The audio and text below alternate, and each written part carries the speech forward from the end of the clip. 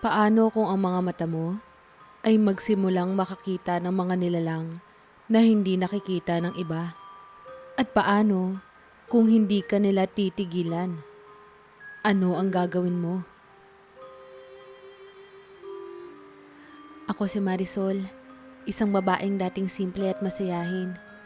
Isa akong teacher noon sa isang pampublikong paaralan sa probinsya. Gustong gusto ko ang pagtuturo sa mga bata. At para sa akin, ang makitang natututo sila ay parang araw-araw na gantimpala. Pero, nagbago ang lahat nang mangyari ang aksidente. Noong gabing yon, pauwi na ako mula sa isang seminar sa Maynila. Bumiyahe ako sa bus. Pagod pero masaya dahil natapos ko ang workshop na matagal ko nang gustong salihan. Hindi ko inaasahan na magpapalit yon ng takbo ng buhay ko. Isang malaking truck ang nawalan ng preno sa highway at nabangga ang bus na sinasakyan ko. Nagising ako sa isang ospital, balot ng benda at may halong takot at kalituhan. Pero hindi yun ang nakakatakot na nangyari.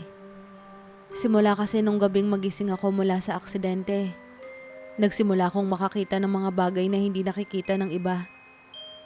Noong una, akala ko bunga lamang ng trauma o epekto ng mga gamot.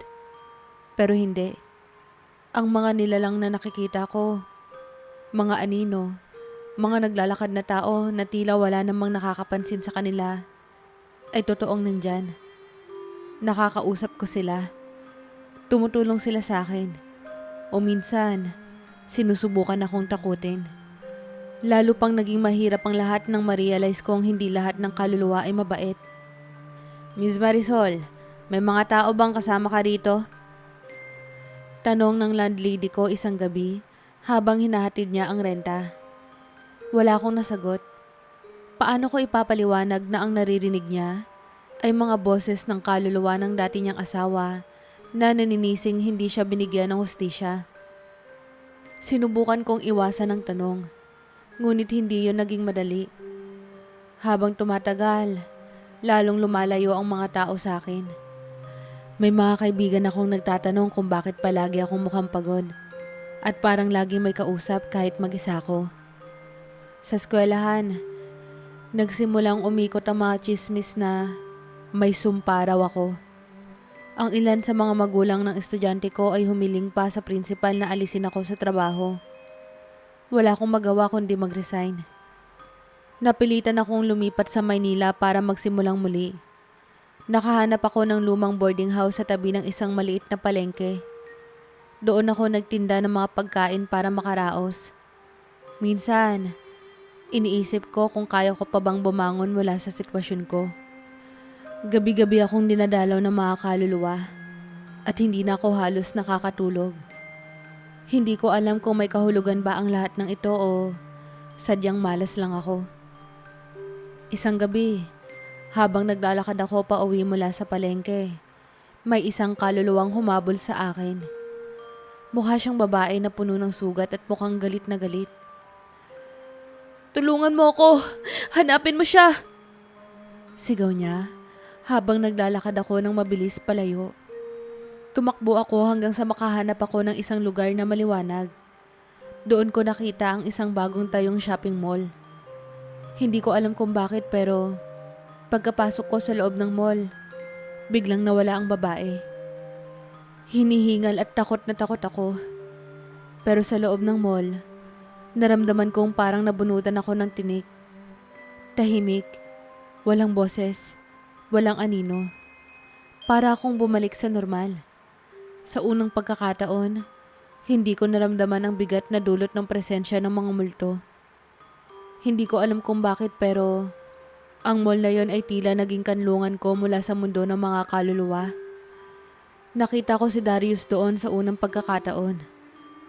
Nakasuot siya ng itim na coat at tila seryoso habang pinapagalitan ng isang empleyado. Hindi ko siya nilapitan. Sino ba naman ako? Pero alam ko na sa sandaling yon, na ang lugar na iyon at ang presensya niya ay may kaugnayan sa biglaang pagkawala ng mga multo. Nang gabing yon, sa kauna-unahang pagkakataon, mula noong aksidente, nakatulog ako ng mahimbing. Ngunit ang tanong sa isip ko ay nananatili. Ano ang meron kay Darius at sa mall na yon? At paano ko to magagamit upang mabawi ang buhay kong nawala? Hindi ko inakala na ang tahimik kong buhay sa Maynila ay magbabago ulit dahil sa lugar na yon. At dahil kay Darius. Pagkatapos ng gabing yon, halos araw-araw akong pumupunta sa mall. Hindi ko naman sinasadya pero parang hinahatak ako ng lugar na yon. Doon ko natutuklasan ang kakaibang kapayapaan. Sa tuwing nandun ako, wala ni isang multo ang sumusunod sa akin. Pero syempre, hindi lahat ng bagay ay madali.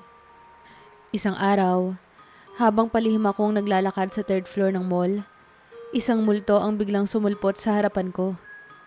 Isang matandang lalaki na tila hindi makahanap ng katahimikan. Kailangan kong bumalik sa tindahan ko. Aniya, paulit-ulit. Hindi ko na napigilan ang takot ko. Tumakbo ako.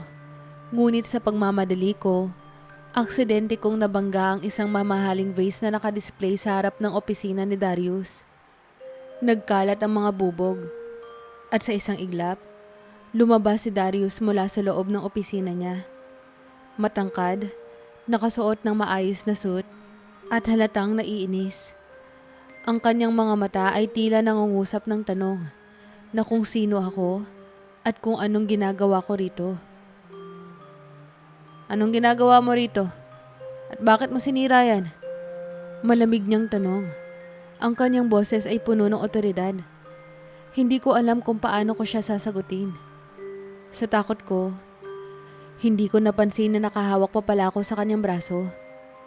Ngunit ang mas kinagulat ko ay nang mawala bigla ang multo. Mabilis, para akong natauhan. Pasensya na, hindi ko sinasadya. Utal kong sagot habang dahan-dahang binibitawan ang braso niya. Pero halata pa rin ang galit sa mukha niya. Anong hindi sinasadya? Alam mo bang imported yan? Milyon ang halaga niyan. Tila gusto niyang ipatawag ang security. Pero bago pa niya magawa yon, nagsalita agad ako. Sandali lang. Kailangan ko ng tulong mo. Mabilis kong sabi. Alam kong delikado to. Pero wala na akong ibang magagawa. Ano sabi mo? Tanong niya. Napakunot ang noo. Kailangan kita. Kailangan ko ang presensya mo. Nakita ko ang pagtaas ng kilay niya. Presensya ko? Ano to? Kalokohan? Sinubukan kong ipaliwanag. Ngunit alam kong mahirap siyang kumbinsihin. Nang hindi siya naniwala, sinundan ko siya palabas ng opisina. Alam kong masama ang ginagawa ko. Pero kailangan kong maipaliwanag sa kanya. Hindi nagtagal, dumalo si Darius sa isang event sa mall. Isang charity event para sa mga batang nangangailangan. Sumama ako sa crowd, pero hindi ko siya nilapitan. Hindi ko rin inasahan na ang isang kilalang businessman na tulad niya ay may ganoong malasakit. Habang sinusundan ko siya ng tingin, biglang may multo ng isang bata ang lumitaw sa gitna ng entablado. Nagsimula itong maglakad papunta sa akin. Nanginginig akong napaatras, pero alam kong wala akong matatakbuhan. Sa takot, mabilis akong tumakbo papunta kay Darius at hinawakan ang kanyang braso. Ano na naman to? Tanong niya, halatang inis. Ngunit nang mapansin niya ang takot sa mukha ko, tila may nagbago sa ekspresyon niya. May mga multo at nawawala sila kapag nandyan ka. Mahina kong sabi habang mahigpit ang pagkakahawak sa kanya. Hindi ko inaasahan na maririnig niya ako. Pero sa halip na sumigaw o magalit, nanatili siyang tahimik. Makalipas ang ilang minuto, huminga siya ng malalim at tumingin sa akin. Sige, ipaliwanag mo sa akin. Pero kung kalokohan lang lahat ng to, mas mabuti pa yatang ipaban kita dito sa mall ko. Sa unang pagkakataon, may pag-asa akong naramdaman. Sa wakas, makakapagpaliwanag na ako. Ngunit alam kong hindi ito magiging madali. Si Darius, Isang lalaking tila perpekto ang buhay. At ako, isang babaeng gulo ang mundo.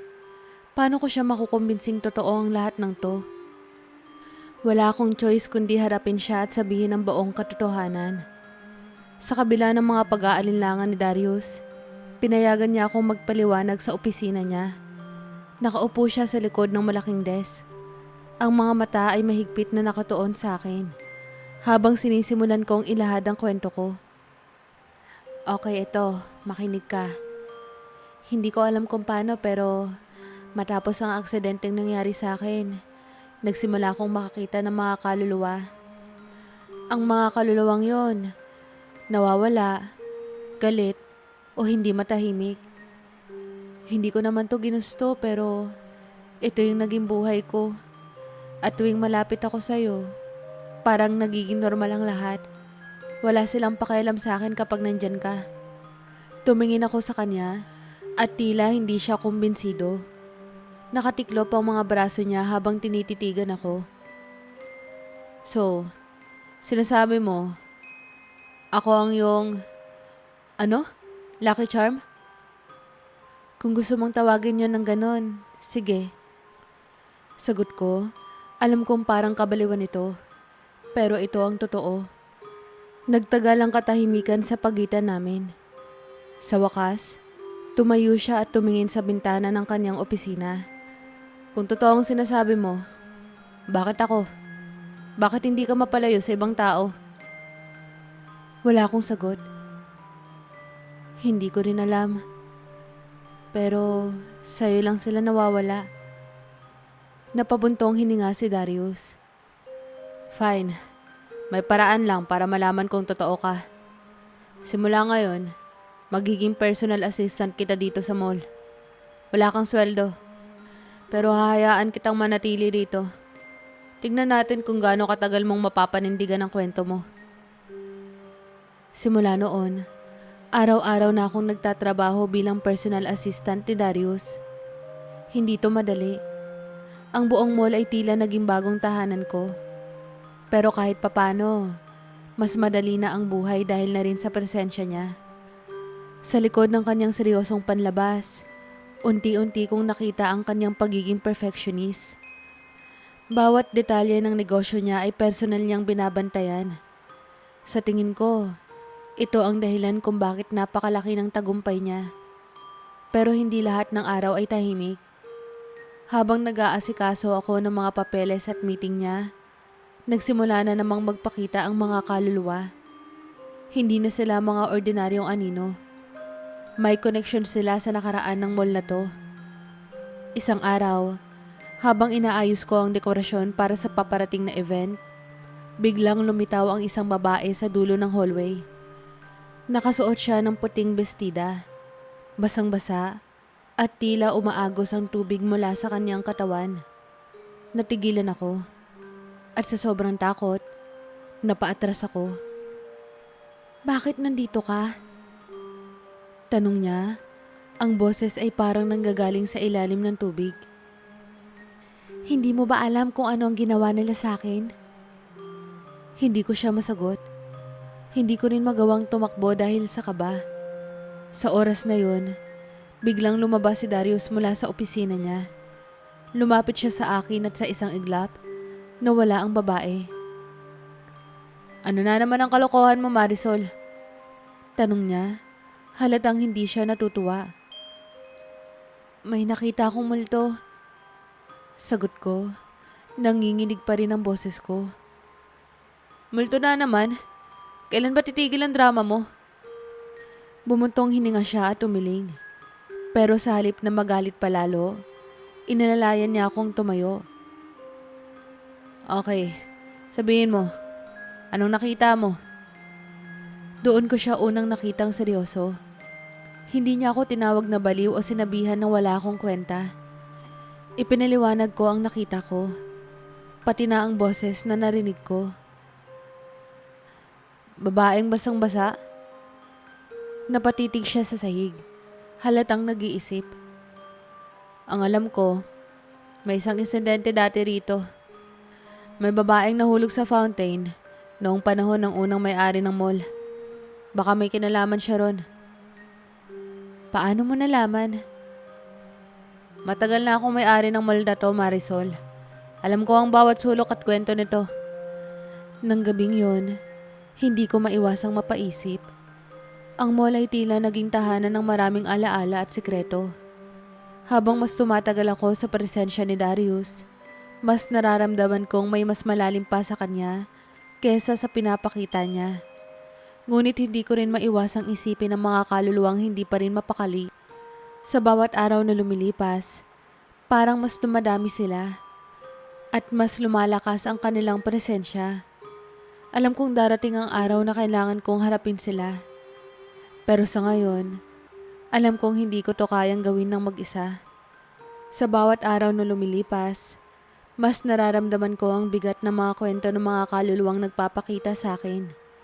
Hindi na lang to tungkol sa takot. Naging bahagi na sila ng buhay ko. At tila may mga pahiwatig na gusto nilang iparating. Pero higit pa ron, unti-unti ko ring natutuklasan ang masalimuot na nakaraan ng mall. At ng may-ari nitong si Darius. Isang gabi, habang inaayos ko ang mga dokumento sa opisina ni Darius, biglang bumukas ang aircon sa kwarto kahit naka-off ito. Napahinto ako sa ginagawa ko. Pakiramdam ko, may ibang presensya sa loob ng opisina. Ilang segundo lang, nakita ko ang imahe ng isang babae sa gilid ng malaking salamin. Maputla ang kanyang mukha, ngunit may lungkot sa kanyang mga mata. Darius, mahinang bulong niya. Hindi ako makagalaw sa takot. Ngunit alam kong may mensahe siyang gustong iparating. Nang dumating si Darius, agad kong sinabi sa kanya ang nakita ko. Hindi ko na inisip kung maniniwala siya o hindi. May babae sa opisina mo. Tinawag niya ang pangalan mo. Sabi ko, hindi maitago ang kaba sa boses ko. Napatingin siya sa akin, ngunit hindi ako kinutya. Sa halip, ngumiti siya ng mapait. Alam ko kung sino ang tinutukoy mo. Naupo siya sa kanyang upuan at tumingin sa kawalan. Si Ana. Siya ang dating fiancé ko. Namuhay siya ng masaya rito sa mall dati. Pero nasawi siya sa sunog, sa lumang gusali na dating nakatayo rito. Hindi ko alam kung paano magre-react. Ang seryosong tono ng boses niya at ang bigat ng kanyang kwento ay tila nag-iwan ng bakas sa akin. Pero mas lalo akong nagulat sa sumunod niyang sinabi. Matagal ko nang nararamdaman na nandito siya. Hindi ko lang sigurado kung bakit hindi niya ako nilalapitan. Napansin kong may lungkot sa kanyang mga mata. Isang bagay na bihira kong makita sa kanyang mukha. Siguro may gusto siyang sabihin sa'yo. Sabi ko. Kinabukasan, napagpasyahan naming puntahan ang lumang basement ng mall. Ang dating lokasyon ng nasunog na gusali. Ito na rin ang naging storage area para sa lumang gamit. Habang naglalakad kami pababa, pakiramdam ko ay mas tumitindi ang presensya ng mga kaluluwa. Nang makarating kami sa basement, naramdaman ko ang lamig na tila sumisiksik sa mga buto ko. May nakita akong lumang frame ng isang litrato sa sahig.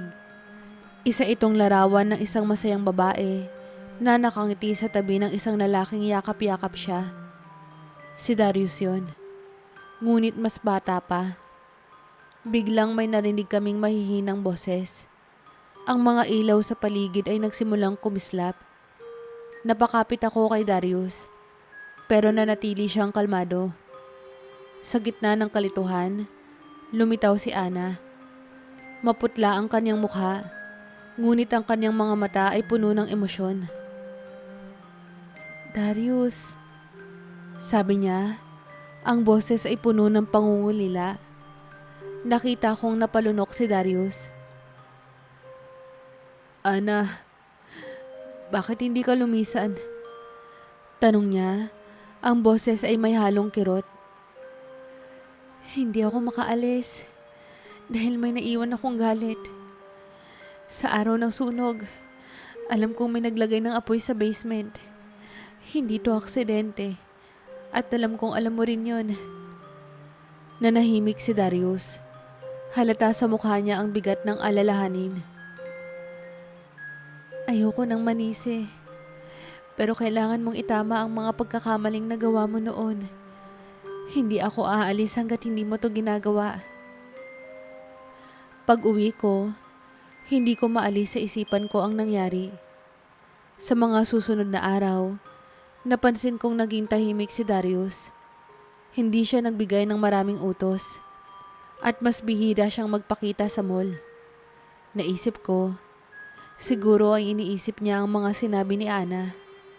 Isang gabi, kinatok niya ang pinto ng kwarto ko sa boarding house. Tila hindi siya ang Darius na nakasanayan ko. Ang seryosong businessman na puno ng kumpiyansa. Ngayon, mukha siyang pagod at may dinadalang mabigat na problema. Kailangan kong gawin ng tama, sabi niya. Kailangan kong alamin ang totoo tungkol sa sunog at panagutin ang mga dapat managot. Tutulungan kita. Sagot ko, kahit alam kong mahirap ang aming haharapin. Sa pagsisiyasat namin, natuklasan namin na may dating kasosyo si Darius na sangkot sa iligal na gawain sa gusaling yon. Isa sa kanila ang pinaniniwalaang nagplano ng sunog para maitago ang kanilang krimen. Habang mas lumalalim ang investigasyon namin, mas lalong lumalakas ang presensya ng mga kaluluwa sa mall. Alam kong papalapit na kami sa sagot. Ngunit sa parehong panahon, nararamdaman kong ang relasyon namin ni Darius ay nagbabago. Hindi ko mapaliwanag. Pero sa gitna ng lahat ng takot at misteryo, natutunan kong magtiwala sa kanya. Higit pa sa iniisip ko. At sa tingin ko, natutunan niya ring magtiwala sa akin. Sa bawat hakbang na papalapit kami ni Darius sa pagtuklas ng katotohanan, mas lalong tumitindi ang presensya ng mga kaluluwa sa paligid namin. Parang isang babala. Sinasabi nila na ang mga nakaraan ay hindi basta-bastang malilibing. Ngunit sa kabila ng lahat ng to, hindi kami umatras. Alam kong higit sa lahat, ito na ang pagkakataon kong tulungan si Darius na harapin ang sugat ng kanyang nakaraan. Isang gabi, habang sinusuri namin ang lumang dokumento ng mall, may napansin akong hindi pangkaraniwang file. Nakatago ito sa isang kahon ng mga papeles na akala mo ay walang halaga. Isa itong lumang kasulatan ng pag-aari, ngunit ang pangalan ng mga dating kasosyo ni Darius ay naroon. Napansin ko ang isang pirma. Ang pangalan ni Armand, isa sa mga taong una kong narinig na binanggit ni Ana. Armand, ito ba ang sinasabi ni Ana na responsable sa sunog? Tumango si Darius. Ang kanyang mukha ay nanatiling seryoso. Siya ang dati kong kaibigan at kasosyo. Pero noong nangyari ang sunog, bigla siyang nawala. Iniwan niya ang lahat. Habang tinititigan namin ang dokumento, biglang umihip ang malamig na hangin sa kwarto. Napansin kong unti-unting dumilim ang paligid. At nang tumingin ako sa salamin, naroon si Ana. Ngunit hindi na siya mag-isa. Sa tabi niya ay may isang lalaki. Isang multo na hindi ko pa nakikita noon. Siya si Armand. Sabi ni Ana. Ang boses niya ay puno ng galit. Naghintay ako ng mahabang panahon para maharap ang taong to. Hindi ko siya kayang harapin noon. Pero ngayon, narito ka na, Darius. Kailangan mong tapusin ang sinumulan niya. Nanatiling tahimik si Darius. Alam kong mahirap sa kanya ang lahat ng to. Ngunit hindi na siya umatras. Ana, paano kita matutulungan? Tanong niya. Ipakita mo sa lahat ang ginawa niya. Huwag mong hayaan na manatiling nakatago ang kanyang mga kasalanan. Sagot ni Ana. Kinabukasan, nag-organisa si Darius ng isang emergency meeting kasama ang kanyang mga abogado at mga natitirang board members ng kumpanya. Sa harap ng lahat, inilabas niya ang ebidensyang natagpuan namin. Ang mga papeles na nagpatunay na si Armand ay may kaugnayan sa sunog, pati na rin ang iligal na gawain sa lumang gusali. Habang nagsasalita si Darius, naramdaman kong unti-unting nagiging maliwanag ang paligid. Parang may bigat na natanggal. Hindi lang sa mall, kundi pati na rin sa kanya. Nang matapos ang meeting, umupo siya sa kanyang opisina. Halatang pagod, ngunit tila mas magaan ang pakiramdam. Salamat. Mahinang sabi niya. Para saan? Sa hindi pagbitaw. Hindi ko alam kung paano ko haharapin ito kung wala ka. Ngumiti ako. Ngunit bago pa ako makapagsalita, biglang naramdaman ko ang isang presensya sa paligid. Nang lumingon kami, naroon si Ana. Ngunit iba na siya ngayon. Mas maliwanag, mas payapa. Darius, maraming salamat. Sa wakas, maaari na akong magpaalam. Hindi na ako galit at hindi na rin ako natatakot. Ang mahalaga, ginawa mo ang tama. Sabi ni Ana. Hindi ko napigilan ang luha ko. Napatingin ako kay Darius. At sa unang pagkakataon, nakita ko siyang ngumiti ng totoo. Ana, paalam. Sagot niya, nanginginig ang boses niya. Sa isang iglap, naglaho si Ana. Isang malamig na hangin ang dumaan. Ngunit kasabay nito, ang damdaming hindi ko maipaliwanag. Isang katahimikan na tila bumalot sa buong lugar. Sa mga sumunod na linggo, unti-unti nang naging normal ang takbo ng mall. Nawala na ang mga kaluluwa. Ang mga dating mabibigat na presensya ay tila napalitan ng liwanag at bagong simula. Si Darius, na dati ay tila napakalayo, ay naging mas bukas. Minsan, nahuhuli ko siyang tumatawa habang nagmamasid sa mga customer ng mall. At ako, unti-unti na ring natutunan ang halaga ng pagtanggap sa sarili. Ang takot na dati ay bumalot sa akin ay napalitan ng lakas at pag-asa. Isang gabi, habang magkasama kaming naglalakad palabas ng mall, bigla siyang nagsalita. Marisol, ano yun? Salamat talaga. Kung hindi dahil sa'yo, baka hindi ko nagawa ang tama. Hindi ko rin siguro makikilala ang sarili ko ng ganito. Napangiti ako. Pareho lang tayo. Kung hindi dahil sa'yo, hindi ko rin siguro makikita ang kaya ko palang maging matapang. Sa huli, pareho naming natutunan na ang mga nakaraan, gaano man kabigat, ay hindi kailangang manatiling isang talikala. Sa halip, maaari itong maging tulay patungo sa mas maliwanag na hinaharap. Habang naglalakad kami sa ilalim ng mga bituin, alam kong natagpuan ko na hindi lang ang kalayaan mula sa mga multo, kundi pati na rin ang isang tao na handang tumayo sa tabi ko. Ano man ang hamon ng buhay.